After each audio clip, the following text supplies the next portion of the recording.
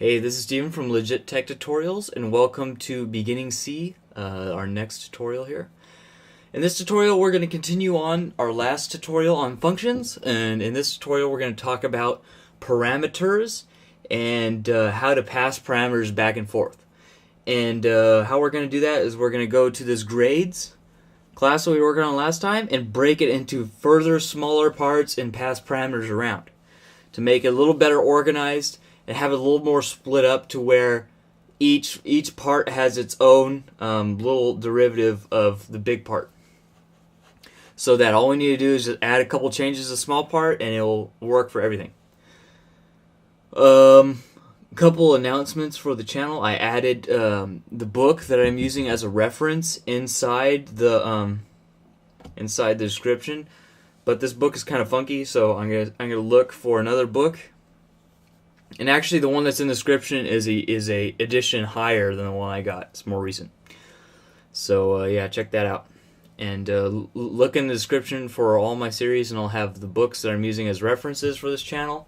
Most of this is off the top of my head, but some of it I do look at the reference to make sure I'm going over everything and other extra topics that I could go over to remind me. Okay, so let's go ahead and get started. So what is a parameter? A parameter is what you see inside of these parentheses here. So in this case it says void, and void means nothing. It's voided of all information. There's no information in there. No information is getting passed to you. Main has void as well. And we're also going to go over, I didn't say in the intro there, but we're going to go over return types. So here's a return type of int, and here's a return type of int. So what we're going to do is we're going to create another class, and we're going to call it, so let me go over the framework, what we're going to do here. We're going to split this part up into another two classes. We're going to keep this inside the grades class. We're going to have all the computation inside the grades class. We're going to split up what we enter for the what am I looking for? We're going to split up inputting it and outputting it. So we're going to have those two, each of those parts in different functions. So let's go ahead and do that. So we're going to say input, and we're going to have for input, we're going to have nothing. So what we're going to do, we're just going to do those two first.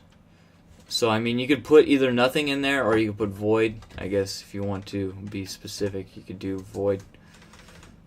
And then we have int, and then we're going to have a return 1. And then here we're going to have an int output void. And we're going to have return. Okay, so now let's go ahead and we're gonna change this guy to accept a type called char, and then we're gonna call it intergrade.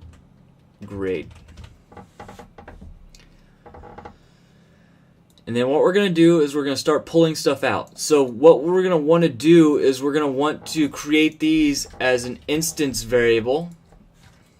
So or a class variable.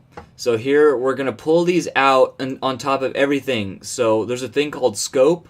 So now if we have this out here, the scope goes to all of our functions and our main, which is what we want to do. Of course you could declare all these, private, right?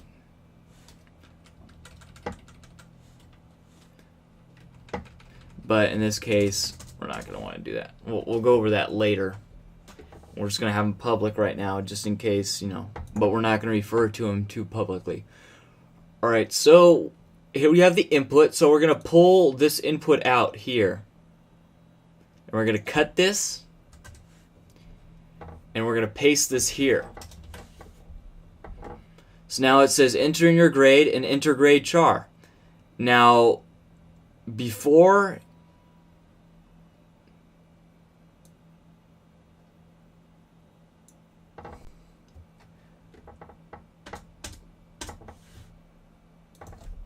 So we're going to change this to an if, and we're not going to have this return anything right now. I'm going to try to piece this together. So here we're going to have grades, and we're going to pass it what we just got.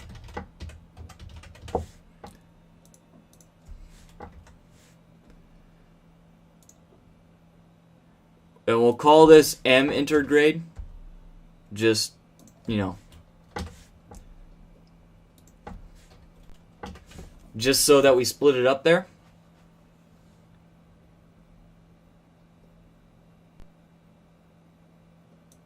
I spelled return wrong there. So now that's going to jump into this grades, and it's going to use this entered grades. So as you see, all this stuff in gray is going to be using what we passed in. And we passed in this instance of M entered grade, and it's going to use that to calculate it. Now we're going to pull. We're going to get rid of this int return type here, just for simplicity. And then we're going to have this guy do the outputs. Now we're going to go here after.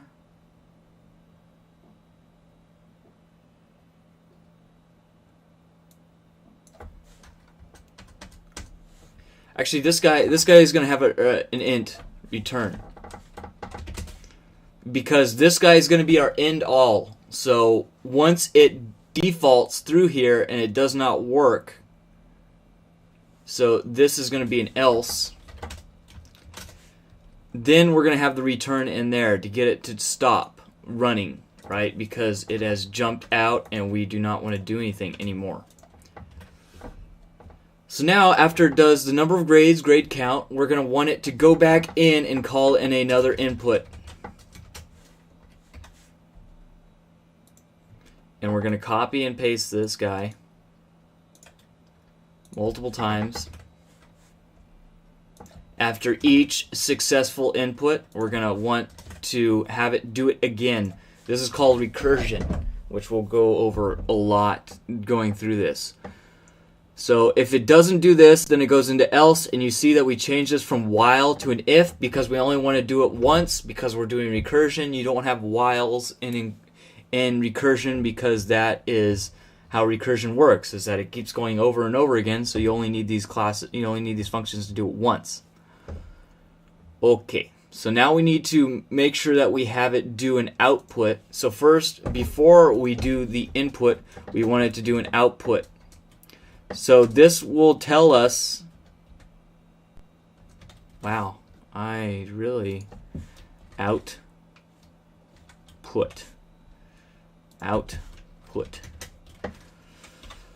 Okay, and then we're going to copy and paste this. So we're going to have a standing count of where we are and what your current GPA is after every time you enter something in. And as you see, it will basically, and we also want to change this guy to input.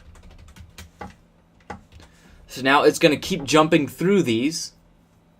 So it's going to go input, and it says enter your grade, and then you enter in your grade, and then you pass the grade in.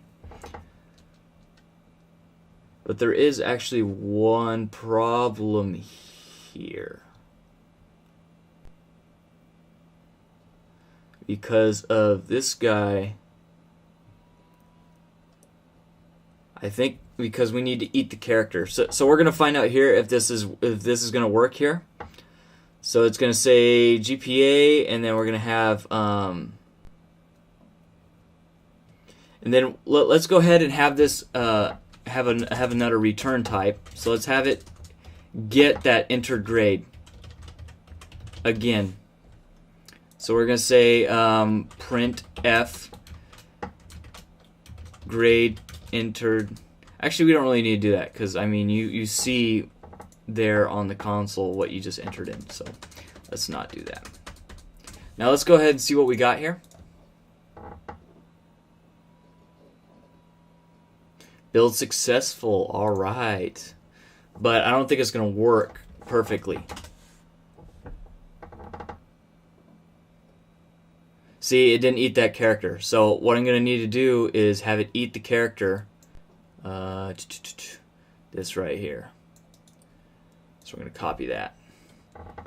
And then before every input here, we're gonna have it eat that character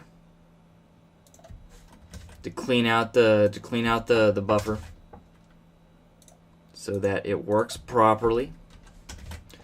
Then when we go build solution, we run without debugging, enter grade. Oops. Oopsies.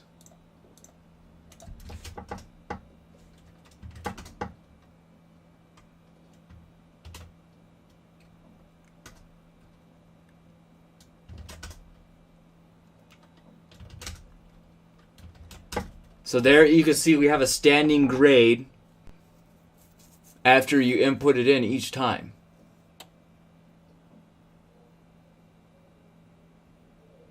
So that way we have it a standing count and we have each of our grades. So let's go back over what we have going here. So what we have going here is we have different parameters passing things through. So here we're passing the entered grade through. So here it's M entered grade. So in this case, once this M entered grade touches the grade function, it turns into entered grade inside. You could, since these were technically public, you could hit M entered M entered grade here, but we're gonna be eventually transitioning over to private variables, and only the functions will be public. So in this case, you see that actually I think it might be automatic. Yeah, they're automatically public, I believe, in C. C++, I believe they're automatically private. Anyways, so here we have the M entered grade, and it goes through, and it goes entered grade, and then you see that we're jumping through recursion, and now we have a lot cleaner methods that if we wanted to change the input, we could just change it here. I mean, we could have done it down here if there was a while loop, but now this is much cleaner because you don't need any comments to figure out what this guy is doing. It's automatic that you know that this guy, as you saw, that worked without having a parameter in there. If the parameter is empty, it automatically assumes void.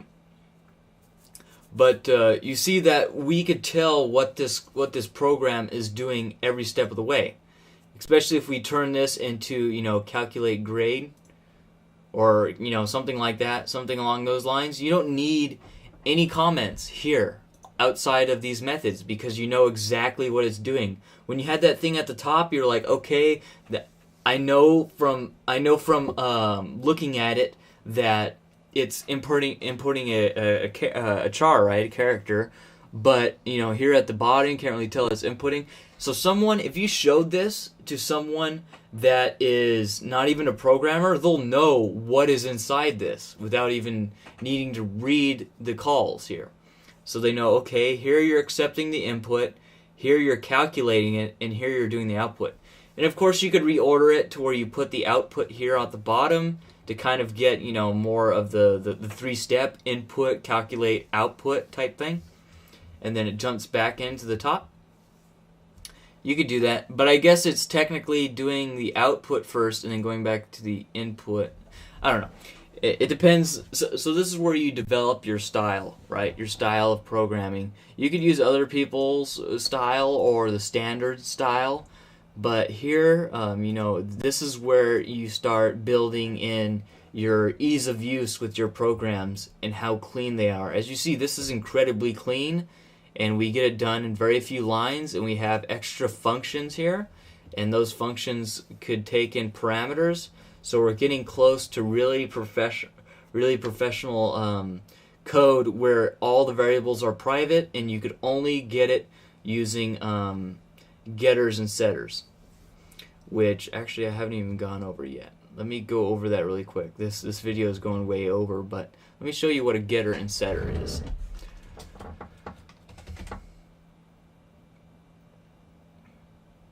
I'm thinking whether I'm going to do it in this video or do it in another video.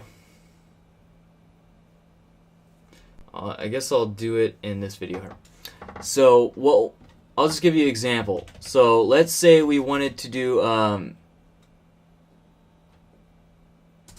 let's say we wanted to do set GPA. So this is a setter. So in this case, you're going to get a, and people have all different kinds of conventions to change from one to get them to not overlap. So in this case, sometimes people do M in front of all of their parameter variables and then standard stuff outside for their instance variables. But in this case, we're just going to have MGPA here. And then we're just going to set GPA is equal to MGPA. And that is a setter. That's it. And a getter is basically has no parameters in it, and all you do is you return the GPA, and the GPA is returned here. So let's say at the end of this guy, I wanted to go up here, get this print function.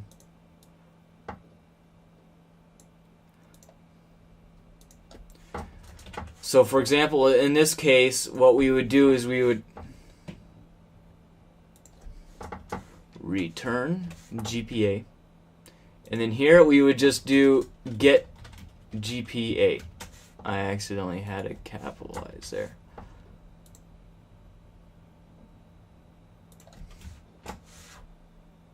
And there you go. Now this is going to work every time. I mean, I guess you don't really have to trust me on it. I'll go ahead and show you. So there you go. It still works.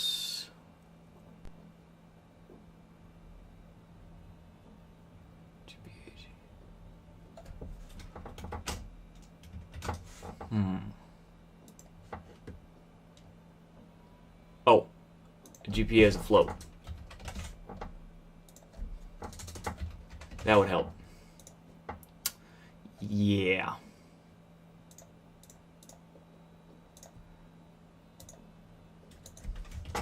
There you go.